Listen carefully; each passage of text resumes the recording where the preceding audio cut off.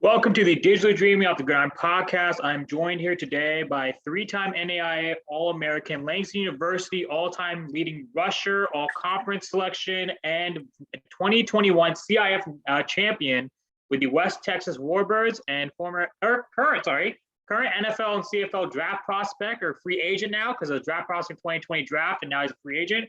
Tim Whitfield. Tim, how you doing today? Blessed. How about you? I'm doing great, brother.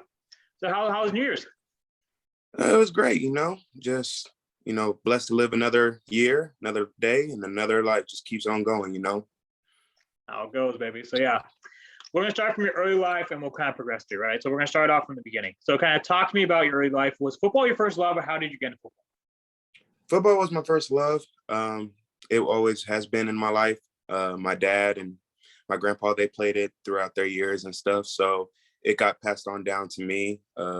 Started when I was about 4 years old, around there. They didn't have Pee Wee back in my time, but I started around there playing up with third graders and moved on up. From that on point, high school, played at Meeker High School and played my collegiate career at Langston University. Played my first professional year, as you said, West Texas Warbirds. And I'm just, waiting for an opportunity. Hopefully I can get something going on here soon. 100%. So now we're going to dive into what you just kind of talked about. You kind of gave a high level overview, but we're going to start, from high school and work forward through, right? So you obviously started as in youth. Were you always a running back or kind of how did you get into the running back position? So I started out playing running back my Pee Wee years. And, as they started, bumping up the weight, can't play this position because you're too heavy for this position. And one time I had a coach that told me I would never, ever be a running back in my life. And, things kind of changed from fifth grade year. I started playing running back. Always loved it. What got me wanting to play running back was Adrian Peterson. He's my favorite running back of all time. But I know who the greats are and everything. Believe me, I know my history.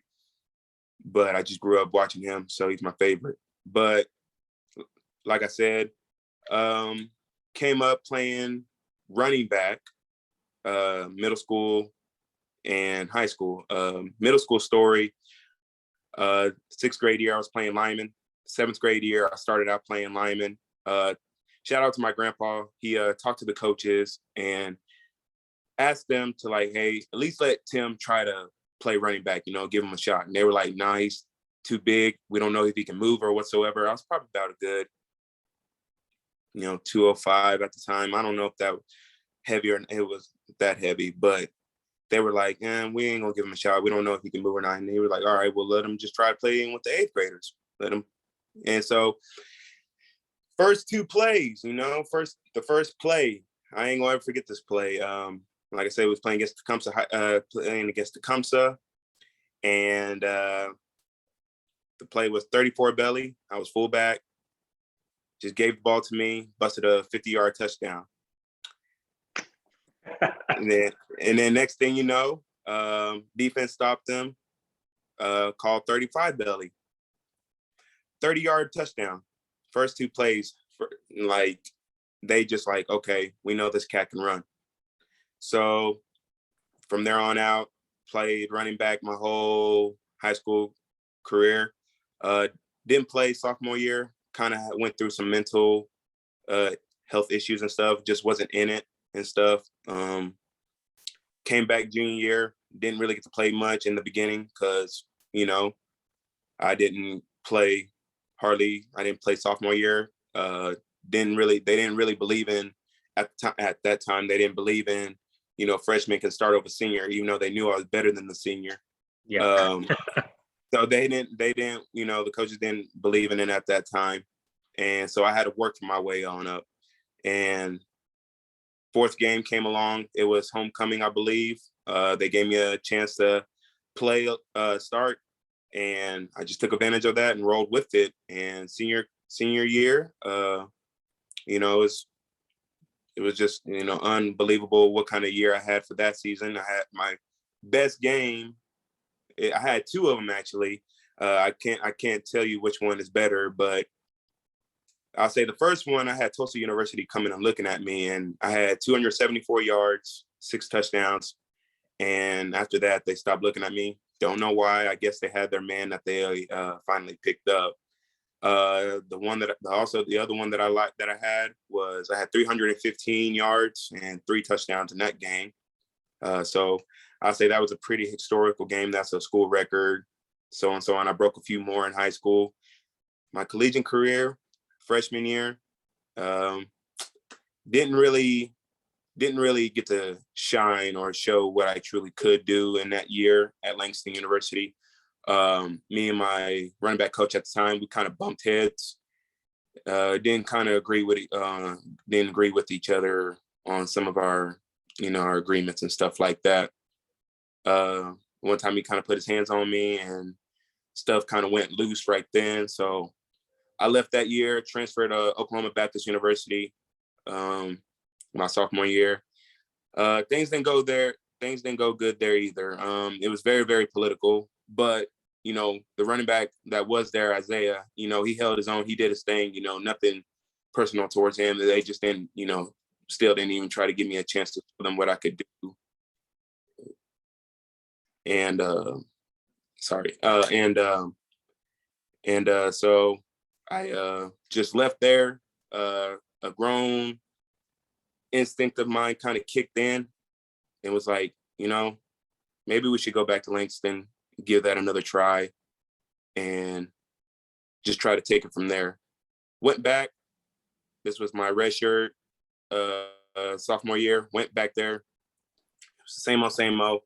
Didn't play at all in the beginning. Shout out to my running back coach, Coach Surge. At least he was a man of his word.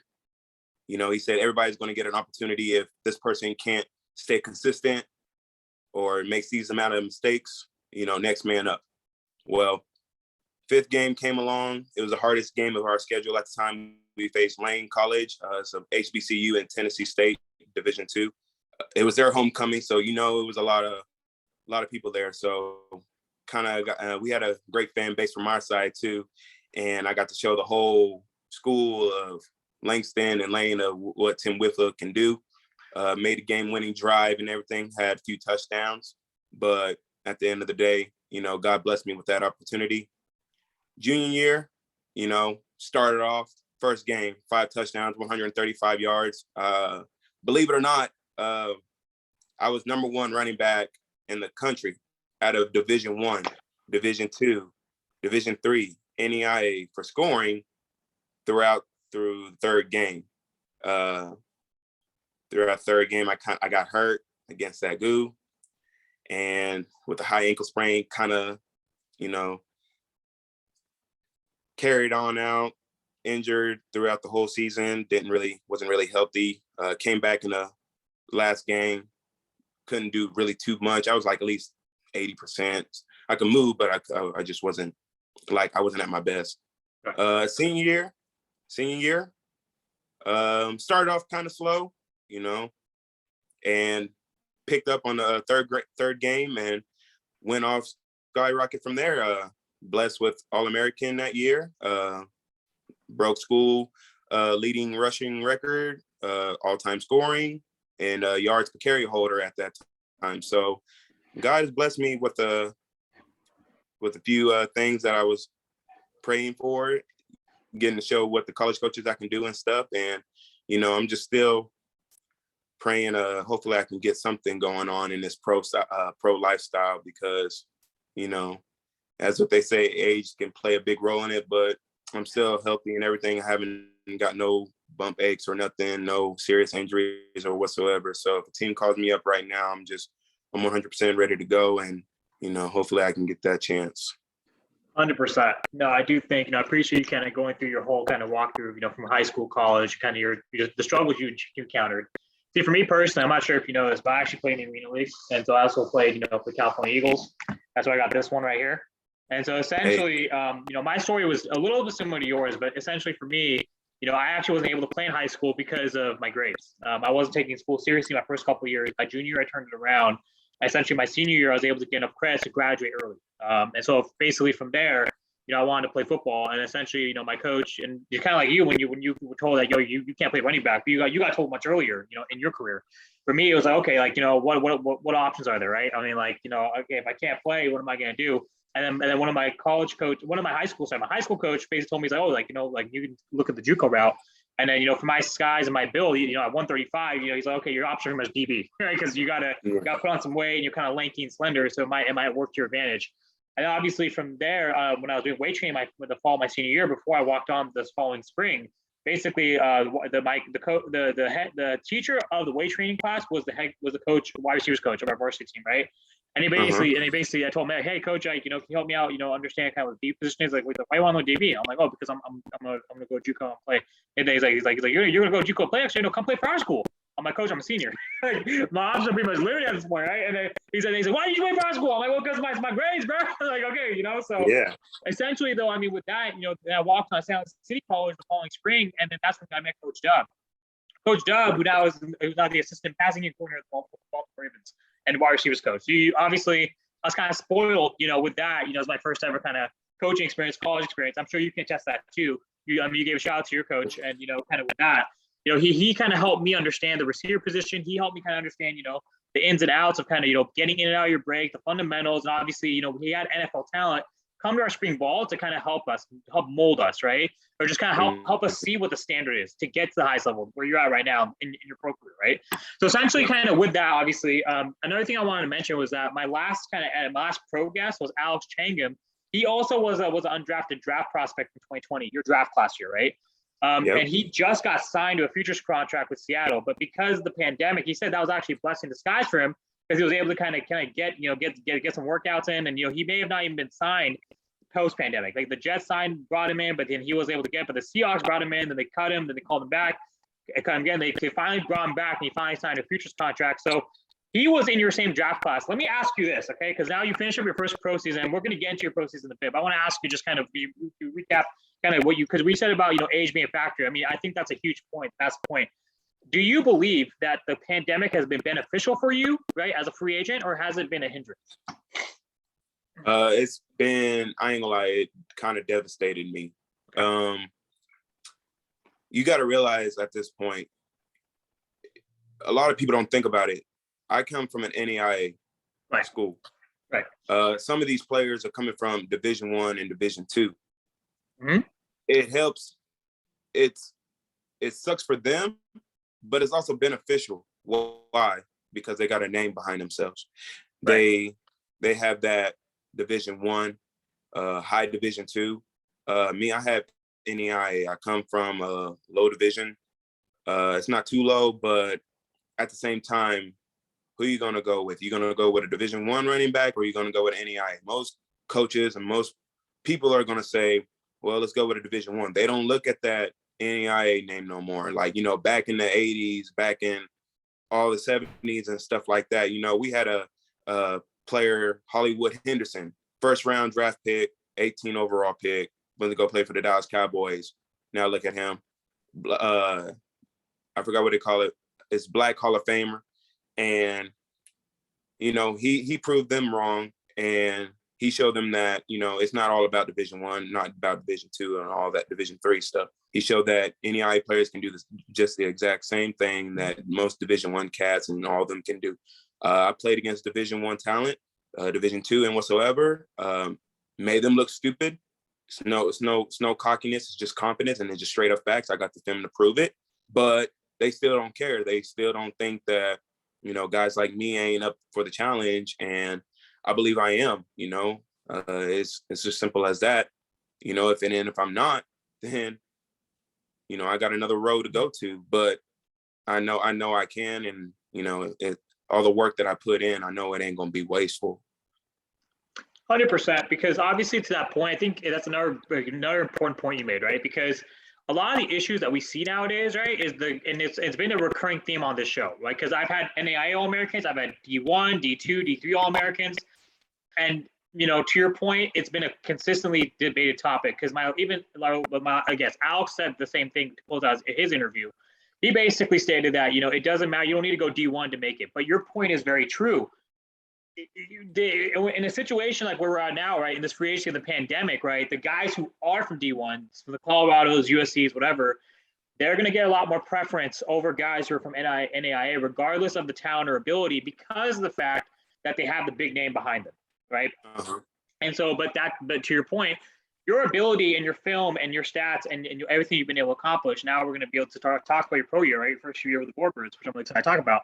Essentially, kind of, that should be enough to speak for yourself, right? And I think if anyone on this platform is actually listening to this episode or watching this, definitely, they should really take that consideration because, hey, at the end of the day, a free agent is a free agent. And if you give them the opportunity, they can show you what they can do when given the opportunity. For me personally, I was cut 3 times in the indoor scene, and it was my 3rd try I finally got signed.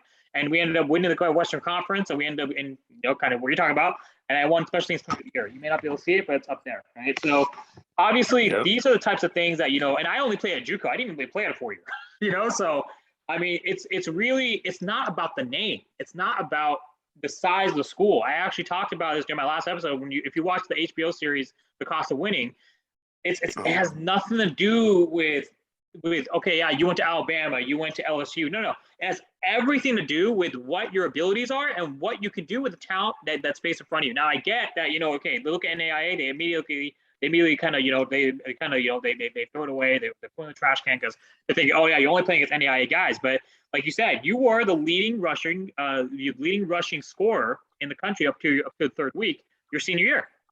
Mm-hmm. You know what I mean? And I don't understand why, the big name teams, they should definitely give you an opportunity, because if you think about it, like you said, when you look at what your film has kind of shown you against the top talent, and the fact that you have the stats to prove it at your school, right? That should be enough for them to at least give you an opportunity. So yeah, absolutely. And the thing about it is just that, I do have an agent, Jason Adams, and I pray he is, and I know he is. And I just, I know he's working his butt off. He's got plenty of other clients, and like I said, they're Division I and Division II. But at the same time, I just pray that some of the people who is looking at my stuff or whatsoever will give, like you said, will give me that opportunity. It just does suck because, it's like, especially, I just got done talking to some of my boys from my West Texas team. We're all looking at the USFL and whatsoever. They're all getting these guys from the spring league. And don't get me wrong, like, them guys deserve it. They work their butts off too. But at the same time, this USFL is supposed to be brought up for guys like me that, supposed to be given an American dream, given an opportunity, given a chance and whatsoever. And they're over here still bringing these guys in. So it's kind of questioning yourself, like, am I worthy of it? Is it like what's going on? You're asking God, like what do I have to do to, show him what I can do? So it's like, it's nothing you can do. My family, my dad and all of them tell me it's nothing you can do. You just got to stay positive, stay patient. My wife keeps saying, just promote yourself, keep promoting yourself, keep posting videos, send stuff to your agent, do this, do that. I'm doing it. And, it's on the podcast, baby. Old and what, yeah. it gets old, man. It's just like, it's just like, I'm seeing signs of, I'm reading and I'm seeing motivational quotes of, something great is coming, something is great coming, this is coming. I'm seeing signs. It's just, you can't question God's timing, because if you question him, then you're questioning your love that he has for you. So I did read that today, and never ever going to do that. But it's just, when the time does come, I'm on 100% gassed up, ready to go. And I wanted to kind of give you some more context about this platform. Alex, before he got signed, he was on this show in your position last year, the same exact position that you were in. He was trying to get signed, and same things, like, kind of you're talking about, being patient, trusting God, trusting the timing, everything, and just being able to kind of, trust the process. I've had a former professional wrestler, on the show, who also played IFL football, Toa Leone, aka Bruce Pepe. He actually liked the post. But anyways, he also played, obviously, at a 4-year. Right? He got injured, essentially, right? But essentially for him, he was also trying to get his first opportunity. Then obviously, when I restarted the platform like over a month ago, I found out that he signed to AEW. So hopefully this platform brings you the same good fortune. You know what I mean? But yeah, because so far, all the guests I've had since I had the platform back in December 2020 to May 2021. Then I went off the great social media. I reactivated, I rebranded the platform with its current name, Digitally Dream Out the Gridiron Podcast. And everyone who was on my shows either signed or verified, like a little blue check mark on ID. I mean, at least the guys are trying to get to that next level. So hopefully that happens to you too, you know? Thank you. I appreciate that. 100%. Let's talk about now your pro season. All right. So talking about, okay, first of all, talking about the 2020 draft and, what was that process like for you? The 2020 draft? Yeah, at least trying to, because you were a prospect for that draft, and I know you had some interviews for that. So talk to me about that. So I did have one draft, NFL Draft Diamond, with them. They were just like, the same old basic questions like, are you ready? How are you feeling? What is your 40? What is your shuttle, bench, all this? So I did my pro day at Tulsa University. I got invited to that. I benched 225, 20 reps. They didn't count it because it hit the bar thing, and I got all the way up, but they still didn't count it. Mind you, I tell you, it's in front of at least 15 teams. It's funny because I have a video on it. It's on YouTube. And as soon as a couple of my teammates, they got on there, they did their bench. Wasn't, as you can say, good for our point. Also, you realize you got NEIA guys going up against these Division I Tulsa University players, so numbers are going to be different. So my first two guys went up, their bench numbers wasn't as phenomenal as these scouts were. So they're looking at me now, like, he's another Langston cat. He probably going to get 8 reps on bench. So as I say, as you say, the Seattle Seahawks, my dad, he pointed it out. He's like, son, go back to your video and look at the Seattle Seahawk scout. Soon as I got on that bench and I laid back, I laid down, he got up and left. Didn't even want to watch. And you can see all the other scouts too. They're kind of like, looking around, talking to each other. As I got past at least 15, they were like, okay, let's watch this. Let's watch this dude. So I got 19 reps officially, but truthfully, in the real world of common sense of our natural life, we are going to say 20. But, so it is what it is. I'm going to take it, shoot. So my vertical was 33. Broad jump was 10-1. 40 was a 4.5 flat. Second one was a 4.6. And then all the rest was history with the shuttle. I don't really know on the shuttle stuff. And the running back stuff, it was all history from there, A+ that. So after all that, you're just praying, a scout would come up to you. I went up to all of them, shook the hand, saying, thank you for allowing me to be here. After that, 2020 draft comes up. You went there, the whole family. I knew first, second round, all that. I knew it was not even worthy of watching. But I know last round was coming up. Hopefully getting a phone call. Didn't get that. So I guess it's time to go indoor. Finally, hit up this one guy, Scout Johnson. He's actually my O-line coach now. I'm actually playing with Albany Empire. But congratulations. Thank you. I appreciate that. Yeah. But at that time, I was going to play in Quad City, called Quad City Steamrollers. Yes, sir. Yes, sir. I was going to play there, but what happened? COVID shut down everything. Right. And so that's what I'm saying for most people who don't understand. When you're an NEIA football player, it's like sucks even more for you because now you got to wait a whole year. And thank God I didn't, because that summer, one of my running back coach, Coach Gabe, my friend's dad, Mike Carrillo, he helped me out get on that team. And Coach Gabe and we talked, chatted it on up. He actually saw me come play a little game that we had with an old agency company. And the first carry that he saw that I ran with, he was like, you're on the team. I don't need to talk to you. We're all good. We're all set. Went down there. had a great, phenomenal career, double-digit scoring, had 11 touchdowns total, led the rushing, led the scoring and receiving for running backs. Actually got on the Odessa News, so it's like the capital news for down there in West Texas. And so the whole town of Odessa got to know me. It was honestly unbelievable because my favorite football movie is Friday Night Lights. Yes, Odessa, sir. Fermi and I. Go Mojo, you know. That's yes, sir. Old Uncle Boo Miles, you know, I was hoping to see him down there. Unfortunately, I didn't get to see him, but you could just feel the history in that town and everything of football. It was just great, you know, great fans, great coaches and great teammates I had down there. I had a great time, and, you know, now just hopefully something shakes up. But like I said, I got Albany right there waiting for me up in New York. So, you know, hopefully God can bring something out of this time, because I'm really ready to get out there and on that outdoor field and start running 100 yards. You know what I'm saying?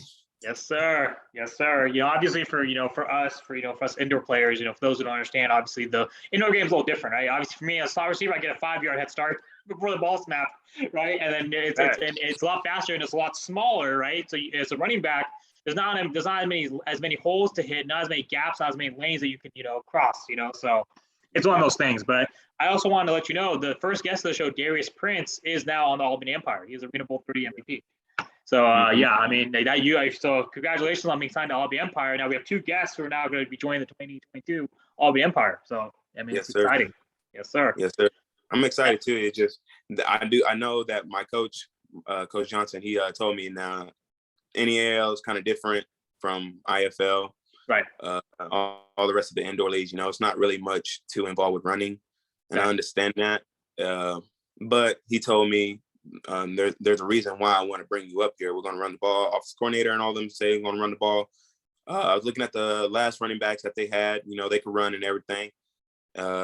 Respect to them, because I got great. I can see good visuals of what I can do and whatsoever. So I know I can bring a great impact to this team if God's able to bless me to do that.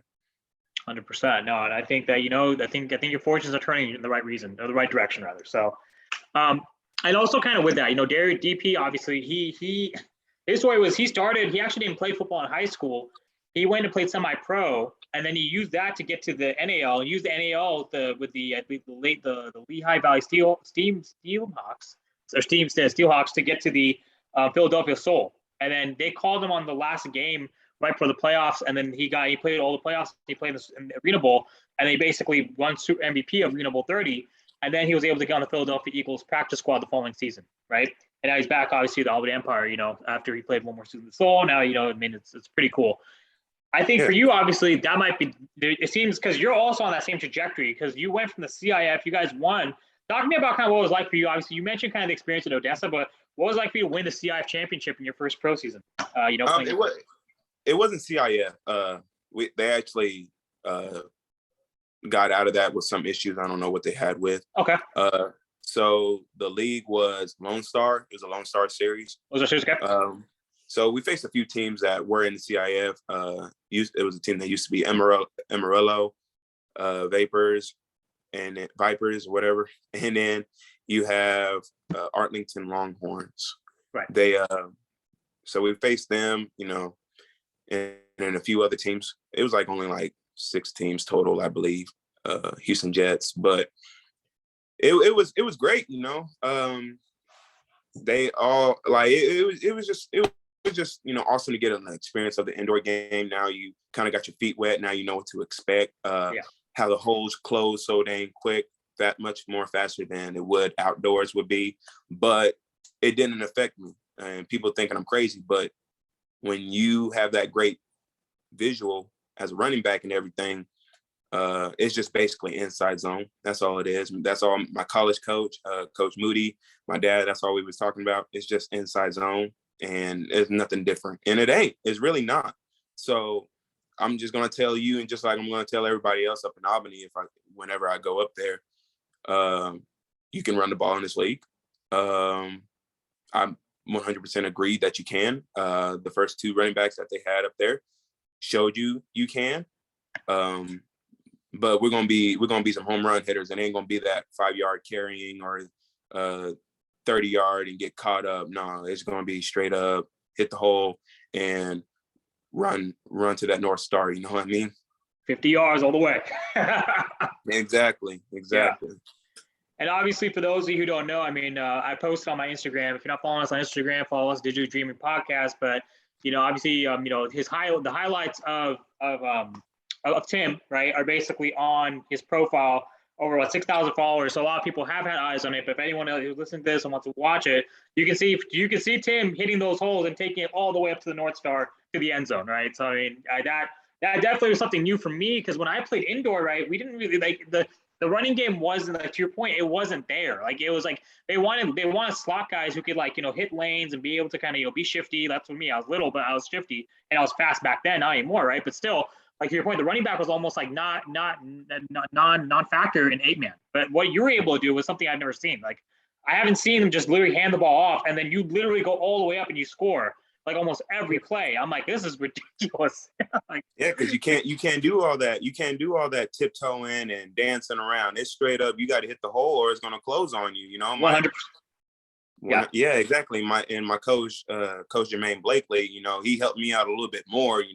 Studying with him, because he's a legend in this game and he played the position that I played, and he just giving me some clues and just helping me work a little bit, just because I needed a little bit of help, and he helped me get them tools, and everything that I did was hard work and a little bit of help on the side.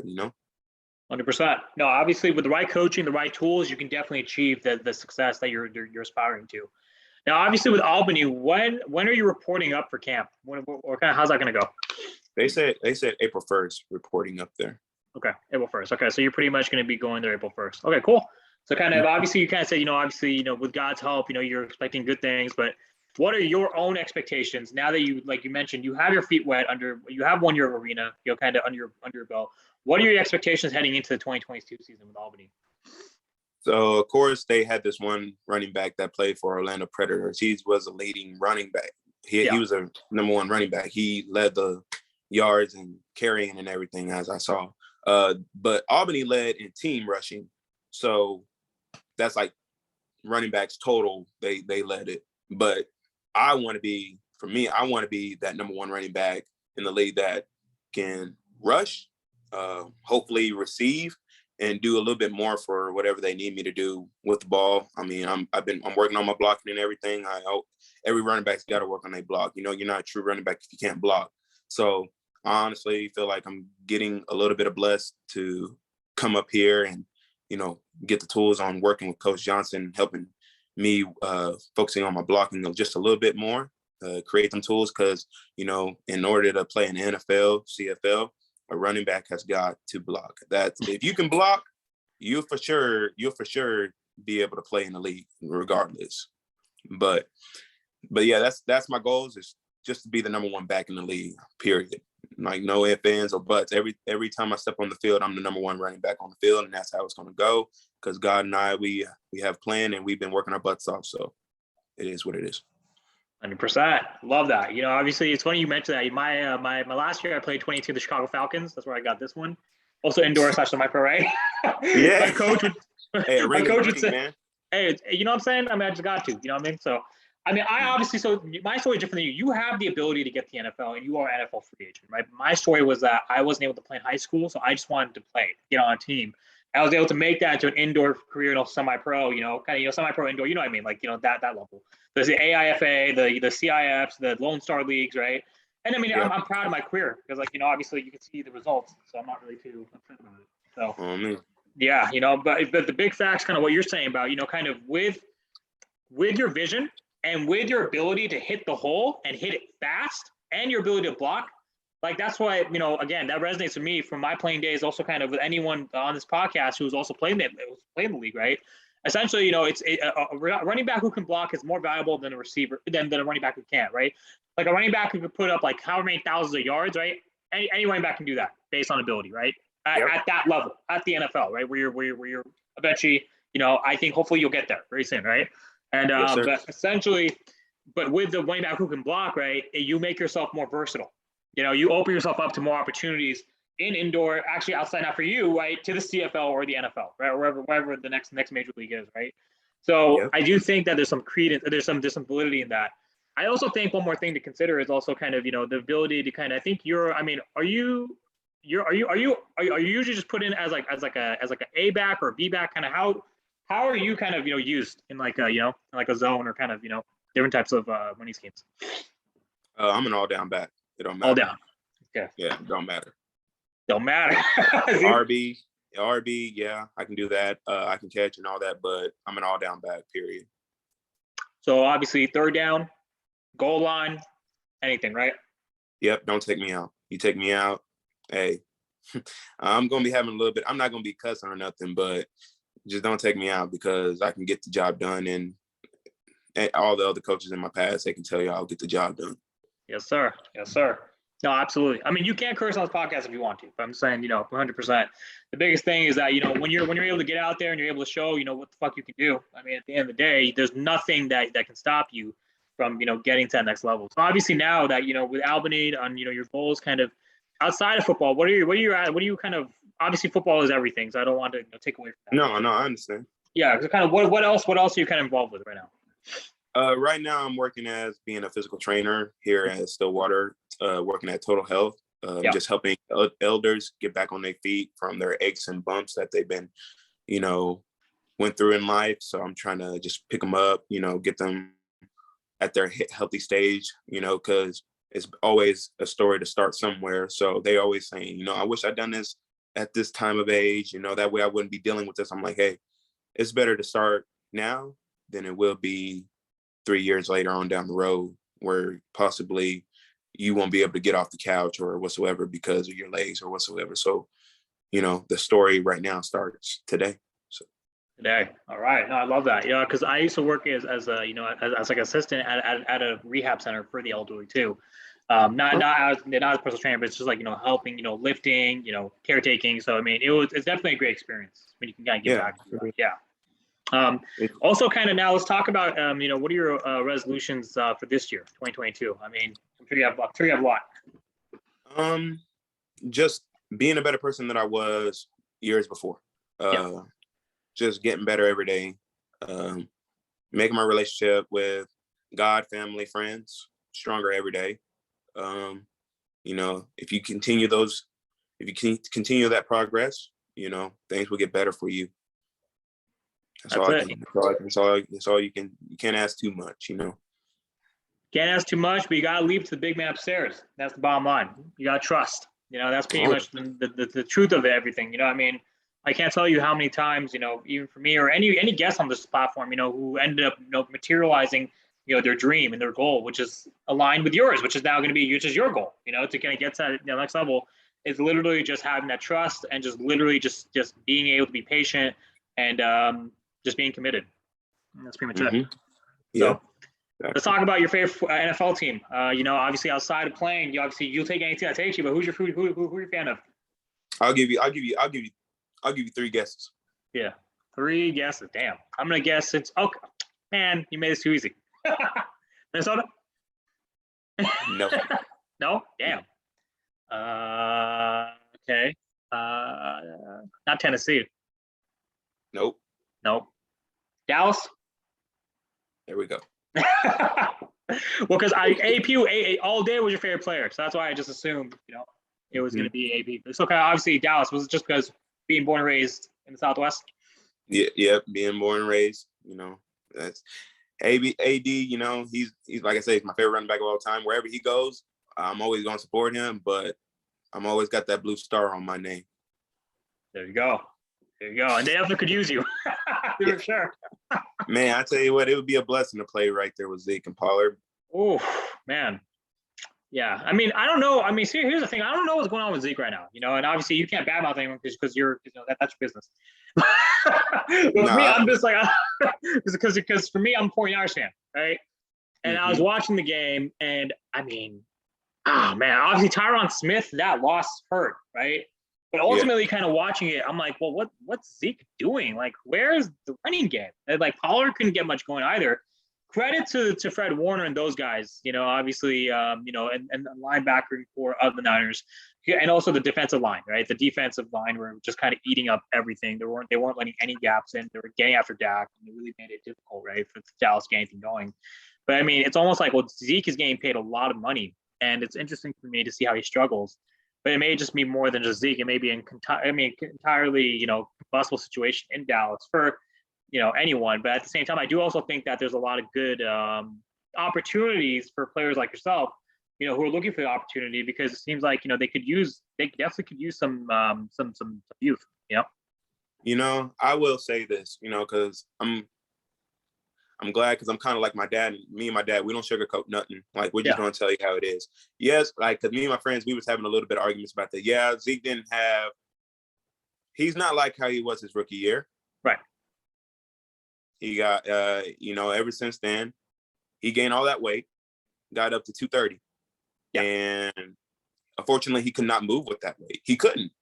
Yeah. If you pay attention truly, which I do, because I'm a Zeke fan, and it's not even that because everybody say I look like Zeke. It's just that I'm just a true fan of how he runs. Me and his game are really the same. Right. So I'm paying attention to him. He gained all that weight. Now he lost all that weight. Now he's 218. He did everything that he did in the beginning of the season. He was a top 5 leading rusher in the NFL till he got hurt in the Saints game.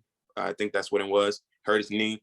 Couldn't move real well. He got that dog in him. He's still gonna play, but at the same time, he like we said, he just wasn't moving or as explosive as he was his rookie year. If you look at Tony Pollard, the way he was running was very similar of how Zeke was running, but Pollard is just more just running at and try to get in that end zone.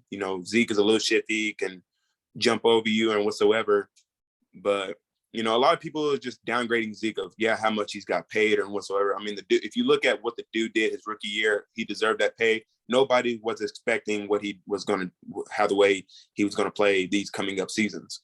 I mean, he redeemed himself this season from last season. I mean, the dude was a top 10 now, top 10 rushing. He got over 1,000 yards. I mean, the dude did a lot of things that a running back really can't do. So, I mean, it is what it is. A lot of people are going to have their hates. A lot of people are going to say this and say that. But,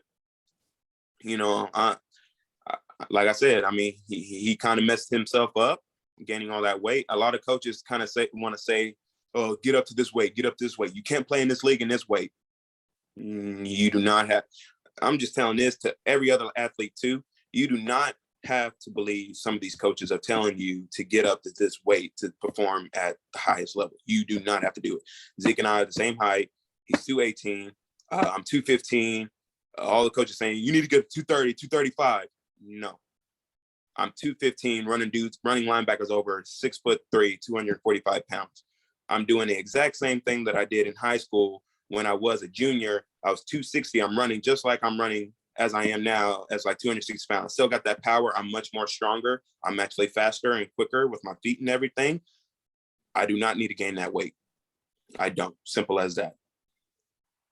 100%. No, I think you bring up a very good point, because if you look at it from the perspective of, okay, you need to be bigger and stronger. No, that's a moot point. There's a lot of obvious talents who made to the league who were actually considered undersized, and not just at the running back position, almost at every position. Like, we could talk about defensive ends. We can talk about Russell Wilson, right? I mean, geez, I mean, that's, I mean, right, exactly. So I agree with you. I mean, I think that's something else. Kind of, let's talk about your best skill set, I think, as an athlete, because it sounds like you can do a lot. You're an all-down back. You can obviously, I've seen the film. You obviously can hit the hole. You have great vision, but your game is similar to Zeke. But I think your game also resembles Adrian Peterson, kind of being like a multi kind of purpose back. So kind of talking about which player does your game most resemble? And kind of what do you think that you can take or bring to a team immediately using your strengths that you reference about your weight, your size, and your strength and your speed?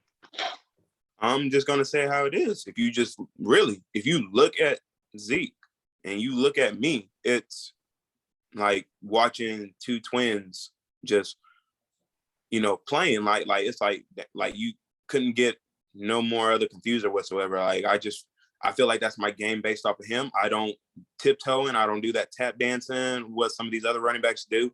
Don't get me wrong. It's good to add new tools to your game.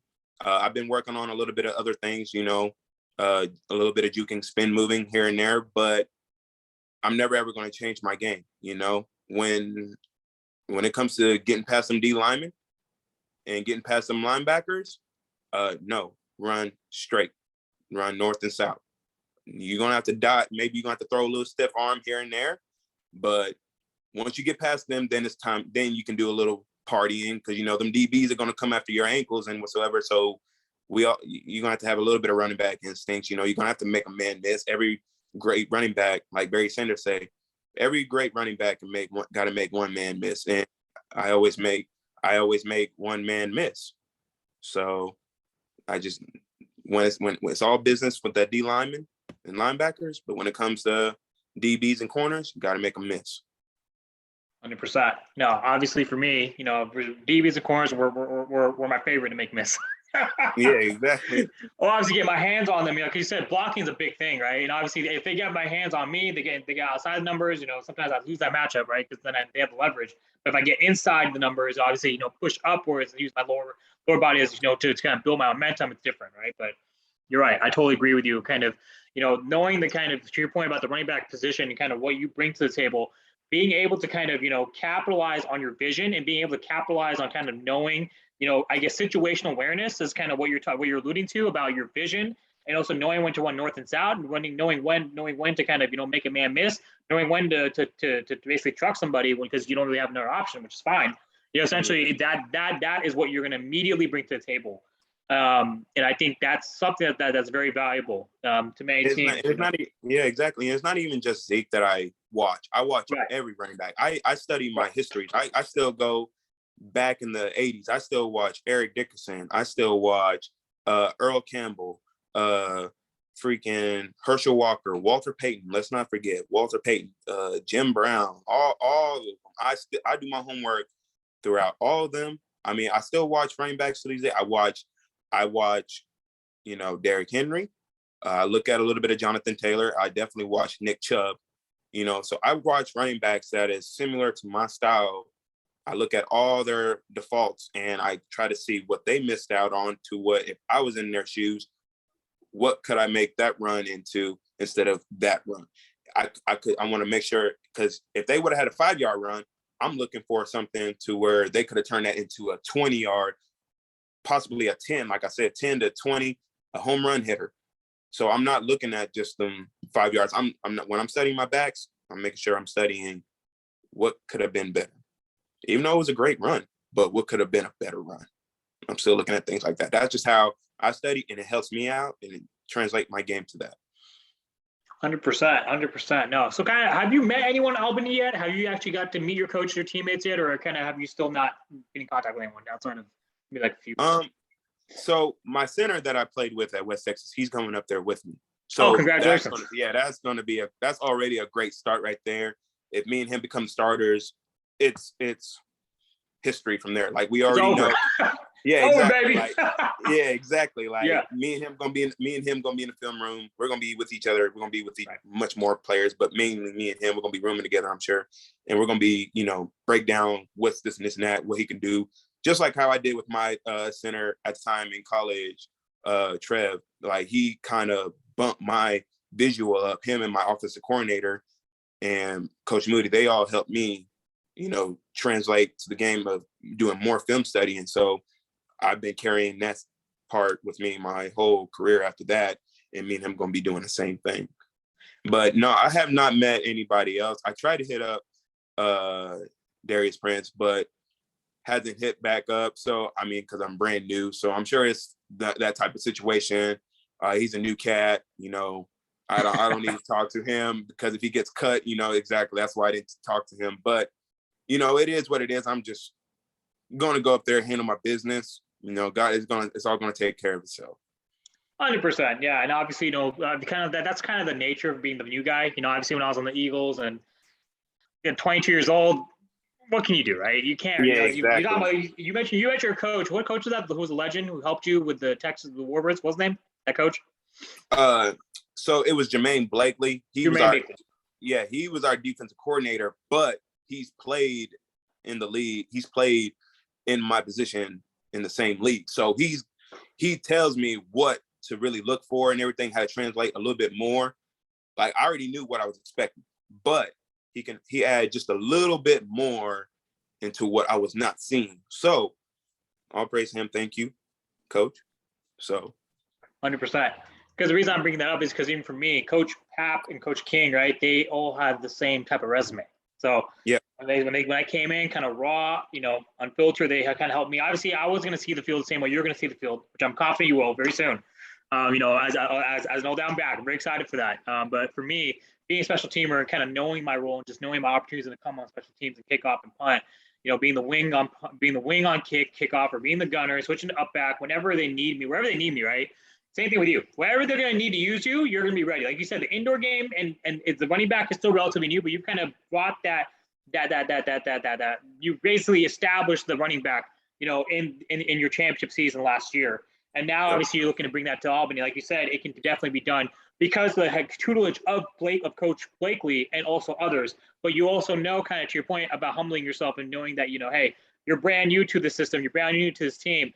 There's a lot of veterans like DP, who's my boy, right, who are definitely going to, you have to earn your chops. But that doesn't mean that it's anything to be unwelcome. It's definitely a welcome challenge, like it seems like you're owning among everything else.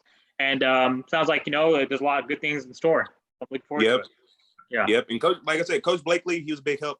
Coach Gabe Martinez, he was my running back coach. Coach Gabe Martinez was a running. Yeah. Hey, shout out Coach Gabe, baby. Yeah, Coach Gabe, man. Like I didn't mean to like disown or whatsoever. It's just that, Coach Blakely, he talked a little bit more with it. Don't get me wrong, Coach Gabe did too. He's my position coach. But it's just like, all thanks to him too. He helped me out, and they all helped me out, man. Like, that's what I'm saying. They're all good coaches. 100%. That's what I was going to say. It's not necessarily, you're not singling out anybody, but I would say like this. Coach Dub played in the league. As a Santa City, right? He brought the NFL guys to our squad practice, right? His impact on me, even though I didn't even get to play that much that year, my freshman year, it's like you said, I played this, I've seen this. When you see this, boom, that's what you do. This is what you anticipate. Yep. This is what you're ready. You know what I mean? So that's what you're saying. Coach Blake helped you from a player perspective, but Coach Gabe, my boy, same age, right? Yep. Shout out to him, right? He basically helped you understand it from a schematic perspective, right? Because Coach Gabe is going to help you kind of understand what you're going to do and what scheme, and that's fine, right? It may not be the same thing as someone who actually played, because like you said, the game time situational awareness, sometimes you do need that player to kind of help guide you, because you're going to see things which you haven't seen before, which basically now you have exposure to. So again, you're right. It's a cohesive, collaborative effort from the coaches to make that happen. You have the intelligence side, and you have the coaching that has played the game. Put them two together, boom. It's over, baby. It's over. Yes, sir. Exactly. Yeah, no, I'm about to get on DP's ass for not giving you like the shout out, man. Shit. Hey, it's all good, Yeah, hopefully, when the time comes, he'll hear my name soon. Because DP played in the AAF, and then Coach Dub, I mentioned, he was his coach in AAF. And then when I had Coach Dub on the platform, I had him after DP, and I saw that he was following, and then I realized then DP and my coach, he was his coach, and they had them both on. And I'm probably going to Coach Dub and DP on again in the future, right? So I mean, those are both my guys. But yeah, no, I mean, definitely, no. I'm sure that once you get there, I mean, DP is one of the nicest guys you'll ever meet. He's so sociable. He's definitely humble, and his story is very similar. He made it to the league. I made it arena. Where you're at, right? Exactly. He made a career out of it. It was good enough for me.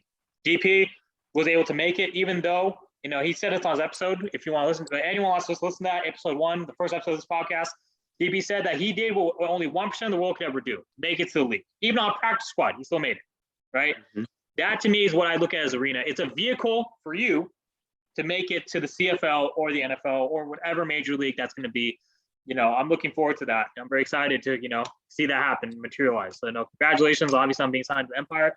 Congratulations on winning, your championship with West Texas Warbirds with our mutual friend, your coach, and my brother, Coach Gabe Martinez. Talk to me about kind of what you got in closing. Anything, anything else you want to share? I mean, anything you like in hobbies, coach, anything, in closing. Just stay true to yourself. Any athlete that's watching this, if they ever do. Just always keep God. Even though when you do hear the people always saying that, don't ever give up, or, what's the main thing? They always saying stay positive, just keep working hard. I forgot the main sentence it says, but it's like you look at them and you say, man, whatever. That's easy for you to say. You had plenty of eyes looking at them, looking at you, and whatsoever. But just take that in. Take whatever somebody gives you advice. Always take that in with you, and then eventually something good is going to turn out. Never know when, but that's when you don't question his time. Because if you question his time, you're questioning his love, and so don't ever do that, because he always loves you. So something's going to come out. And that's not just football. That's everything. Football. It's in life. Yeah, life. Because when you think about it, certain things, which we aspire for, it may not be there. I had Levon Kirkland, all in NFL 1990s decade team member, two-time All-Pro, two-time Pro Bowler. He said the same thing. He said, when he got to the league on the Steelers, he basically they put him from outside where he played at Clemson to inside backer, and he had to kind of learn, and he had to basically fake it until he finally got to speed. But he said that, he even though he struggled, he didn't trust it. He didn't question it. But he said he believed in himself enough, and he trusted kind of what the plan was, the bigger picture, to your point, the bigger plan, and eventually it materialized. And I'm pretty sure anyone who has that same kind of conviction, they'll definitely see the same result, including you. So, exactly. Yes, sir. All right, Tim. I'm asked again, anything else you want to kind of close out with, or anything else you want to drop, on the podcast? Well, thank you for having me on your show, first of all. Once again, anything that I could do to get my name out there, you made that a step further. So blessing to you, and that's about it. Just thank you. 100%, brother. No, I really appreciate having you on the show. Everyone, you can follow Tim Whitfield at Tim_Whit44. Oh, I forgot to ask. No, I can't let you go. I was 81 my entire career, from college to arena, semi-pro. Were you always 44? Kind of, how did 44 become your number? I'm not trying to jump to conclusion, but my Instagram is TWhit_44. Yeah. So TWhit_44. Thank you for correcting me. All right, now go ahead. Get into 44. Problem.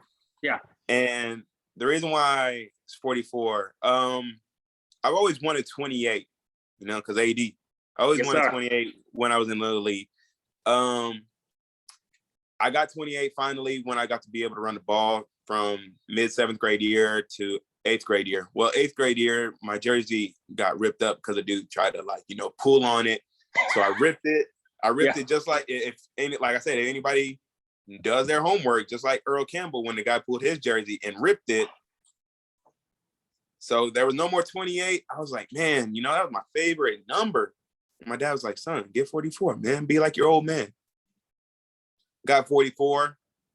It looked great on me, just like I just felt the family, I felt the love in it. I felt my dad was right there on me, helping me out when I'm on the field and stuff like that, even though I can hear him yelling in the stadium and stuff like that. But 44 just looked great on me. I played well in it, like no other.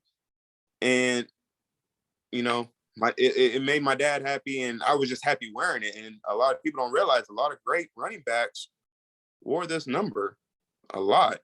So I just took it on there. I wore 44 from 8th grade year to on up to now. And I'm never going to change it. Hopefully my son will wear it when he gets 100%. Older. Exactly. Not when he gets older. I don't have a son yet, but whenever I do have a kid, hopefully it's a boy. Definitely. That number would be passed down to him. 100%. No, for me, it was 81 because for me, I started playing after my senior year, which was senior high school for me was 07, 08. And then I walked on to Santa City. Basically, they're like, yeah, so what numbers you got? So the guy in front of me, I was an Irish fan, so I wanted 80 for Rice. I'm like, oh, yeah, whatever. But then obviously my favorite player is Randy Moss. And because Randy Moss on the Patriots during that year, 07, he broke Jerry Rice's receiving touchdown record for 23 versus 22, right? And he was 81. And so they said, what number you want? You want 81? And then it was like, T.O., because you're in the Bay Area, T.O., and universally, that's 81, right? Randy Moss, 84. And I'm like, okay. But I'm like, no, I want it. But I never told anyone that. They kept on T.O. I'm like, whatever. All right. And pretty much, through college, through arena, it stuck. And then when I retired, I actually went back to school, finished my degree, finished my, everything. I got my stuff in order. And then I ended up then I moved to Chicago almost 4 years, basically 4 years ago. Then I started and I looked to kind of get myself back into the game after 5 years of not playing. I basically found the Chicago Falcons, and the rest is history. And then they're telling me to do a number. I'm like, oh, I'm the 84. My teammate's like, but hey, man, like we saw your number, like we saw your college pics on your IG, like you still ain't 81, huh? I'm like, bro, okay, no, fuck it. we're doing this.